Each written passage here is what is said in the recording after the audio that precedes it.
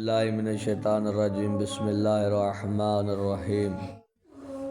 انسان کو دنیا میں سب سے زیادہ کس پر بھروسہ کرنا چاہیے؟ آئیں یہ تمام تر بھروسے جو دنیا میں ہم رکھتے ہیں تو وہ بھروسے دنیا والے کہیں نہ کہیں تو اس بھروسے کو توڑ دیتے ہیں، اور وہ بھروسہ ہمارے لیے ایک تکلیف دہ ثابت ہوتا ہے۔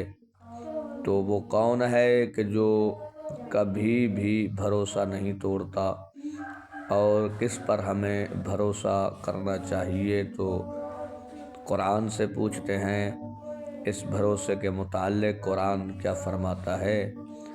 اللہ نے سورہ آل عمران میں فرمایا ہے کہ وَعَلَى اللَّهِ فَلْيَتَوَكَّلِ الْمُؤْمِنُونَ۔ اے لوگو، یا اللہ فرماتا ہے کہ مومنین کو چاہیے کہ وہ کیا کرے؟ اللہ پر بھروسہ رکھے۔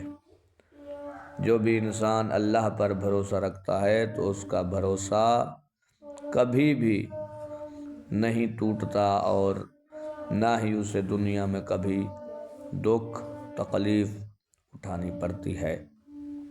تو یہ بھی ایمان ہے، اور یہ کامل ایمان ہو سکتا ہے انسان کا کہ وہ اللہ پر بھروسہ رکھے۔ جب اللہ پر بھروسہ رکھے گا تو دنیا میں کوئی چیز بھی اسے پریشان نہیں کر سکے گی، اور مالک کبھی بھروسہ توڑنے والا نہیں ہے۔